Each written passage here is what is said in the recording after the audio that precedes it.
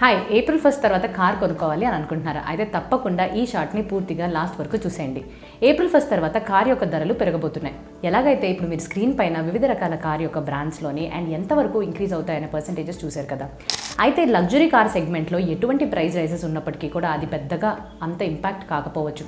కాకపోతే ఎవరైతే మామూలుగా మిడిల్ క్లాస్ జనము ఈ పర్టికులర్ బడ్జెట్ బేస్ చేసిన కార్స్ని కొంటారో అటువంటి కేటగిరీలో ఉన్న కార్స్ అన్నీ కూడా ప్రైస్ పెరిగితే చాలా ఎక్కువ ఎఫెక్ట్ అనేది పడుతుంది. కాకపోతే ఎందుకు ఈ ప్రైసెస్ పెరుగుతున్నాయని మీరు అనుకోవచ్చు. మొట్టమొదటిది డాలర్ అనేది మన రూపీకి అగేన్స్ట్గా బలపడింది కాబట్టి ఇంపోర్టింగ్ కాస్ట్స్ అనేవి చాలా ఎక్కువగా పెరిగిపోయినాయి. సో దీనివల్ల ఆటోమొబైల్ ఇండస్ట్రీస్లో పనిచేస్తున్న అన్ని కంపెనీస్ యొక్క రా మెటీరియల్ కాస్ట్తో పాటుగా ఆపరేటింగ్ కాస్ట్ కూడా పెరిగిపోయినాయి.